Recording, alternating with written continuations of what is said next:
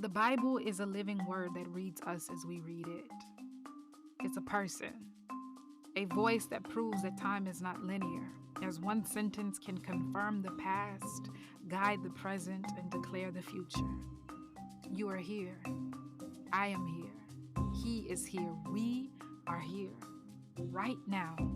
In the tomorrow of yesterday and in the yesterday of tomorrow, I thank you for joining today. So we're back. Thank you so much for joining once again. In our last episode, we learned about Moses and how he had this inclination, this hard wiring to rescue people who were in vulnerable positions. We saw it when he rescued a Hebrew from an Egyptian. We saw it when he rescued a Hebrew from a Hebrew. We saw it when he rescued the daughters of Jethro from the little hooligans that were trying to run them away. And so in this episode, we see Moses. Now, mind you, he settled in this land of Midian because he had to run for his life. When Pharaoh realized that he actually took the life of an Egyptian and tried to hide it, Pharaoh had a mark on his life once again and tried to take him out. And so Moses ran and he ended up in this foreign land of Midian. But he settled there. He ended up wifing up one of the priests of Midian, Jethro, one of his 7 daughters, Zipporah. And he had a son and now he's working. And so he's making a home of this place, Midian. And so one day we find Moses, he's actually tending the flock as a shepherd, and he wanders a little bit far into the wilderness and finds himself at the mountain of Sinai. And when he got there, he saw this bush on fire. He saw the bush on fire, but the bush wasn't burning up. And he couldn't figure it out. So he's like, yo, man, like, am I dehydrated or am I seeing, like, I must be seeing things like that bush is on fire, but it ain't burning up. So he's like, I need to check it out. So he got closer to investigate. And when he got closer to investigate, God spoke to him from the middle of the bush and he called him out and he's like, Moses. And I imagine Moses is like, no, man, I gotta go. I'm hearing things. And then he hears the voice again, Moses. Moses like, yeah, here I am. And the voice tells him, he's like, don't come any closer. Show some respect. Take your shoes off because the ground you're standing on is holy. So Moses kicks his sneakers off real quick because he's like, I'm not playing any games. Like, I'm hearing voices and stuff. So he kicks off his shoes and the Lord speaks to him and he tells him, I am the God of your father, the God of Abraham, the God of Isaac, the God of Jacob. And I've seen the struggle for Israel and the struggle is real. And he's like, I'm aware that they've been suffering and I've heard their cries, but now I've come to rescue them. And matter of fact, I'm actually going to rescue them using you to do it since you're hardwired that way. And I love that about God because he can use what he put inside of us. And if you pay close enough attention to people and their inclinations, those things that just come natural for them, just like advocating for the underdog was natural for Moses.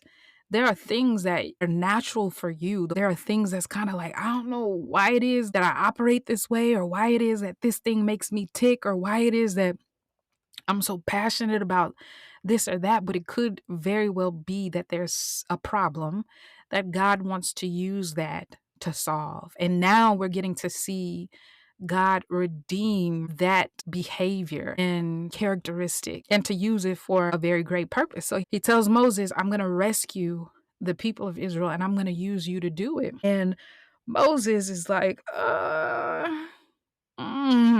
he covers his face. He's like, I'm what? Like I'm in the presence of God, and he recognizes the gravity of what's happening. And God tells him, he's like, yeah, I need you to lead my people out of Egypt and into the land that I promised your ancestors. And so Moses was like, whoa, whoa, whoa, whoa, whoa, whoa.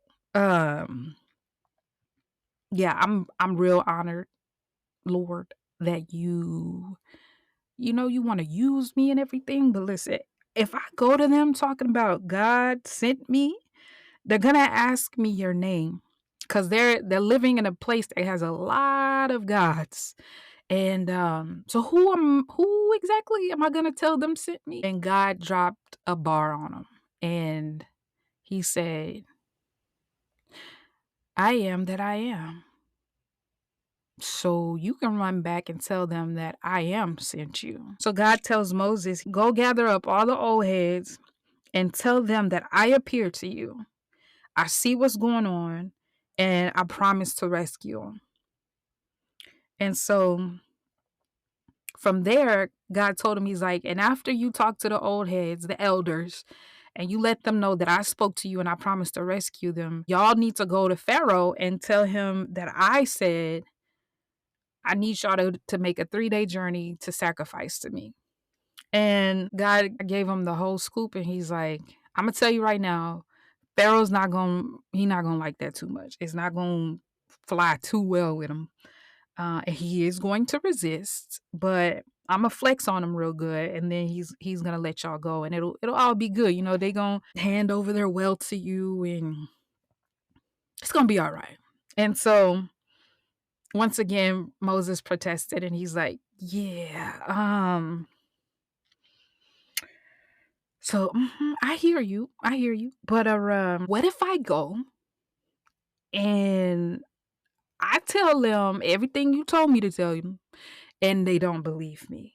And then God says, "What's in your hand?" And Moses is like, "Well, I don't really know what that has to do with the question, but yeah, this is my shepherd's staff." And God tells him, he's like, "Yeah, let me get that. Throw it down on the ground." And so Mo- Moses threw his staff on the ground, and it turned into a snake. And Moses like, "Yeah, you know, I, huh, honey, is that you calling me?" And like he backs up like, "Oh no, now we playing with snakes." Mm-mm. And then God tells him, he's like, "Yeah, grab it by the tail." And so Moses like, okay, okay.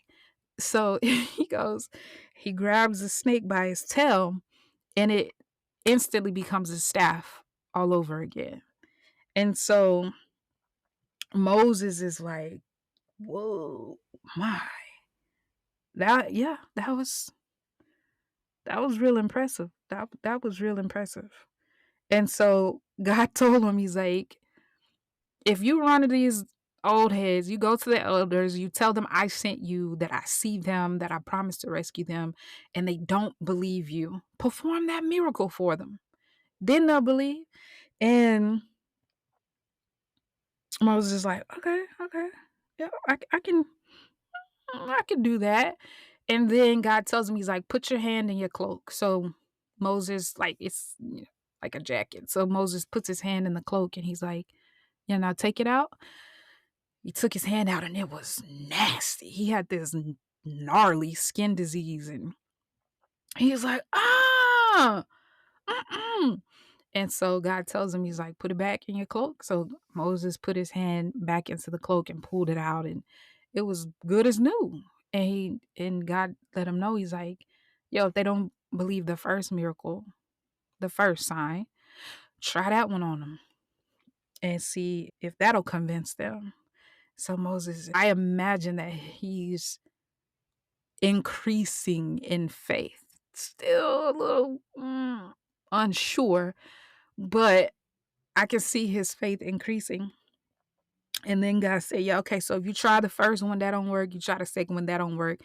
Take some water from the Nile River, pour it on the dry ground, and when you do, it's gonna turn into blood. And so Moses is like, all right, so listen, look, I don't really know uh if you recognize, but I don't really speak too well. And sometimes, I get a little tongue tied, and I don't really want to go talking to the Pharaoh and stuff. And then I start stuttering or something. And, I don't want to do that. And so God told him, listen, who is it that gives anybody the ability to speak? Who created the mouth? Who lets you speak? Who lets you see? Who lets you hear? Isn't it in that it's me. I do that. Don't you think I got you? And so Moses is like, all right, because God is like chiseling away at all of the excuses that Moses is putting out there. And God was like, I got you. And then Moses said, listen, Lord, please send somebody else, send anybody else but me. And at this point, God is getting a little fed up with Moses. And he's like, you know what? I done just about had enough of you. But it's cool. I'm gonna actually send your brother Aaron because he speaks very well.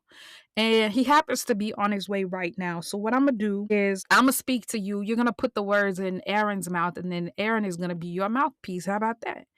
And so Moses was like, I mean, I guess I run out of excuses now. And so God let him know, he's like, take your staff with you. I need you to go and run the play because my people are oppressed. They're in need of an advocate because they've been served a great injustice. You have it in you to stand up for them. You've shown me that, and you've shown yourself that. You're very familiar with Egypt. You're also familiar with the Hebrews. I need you to do this. So go run the play.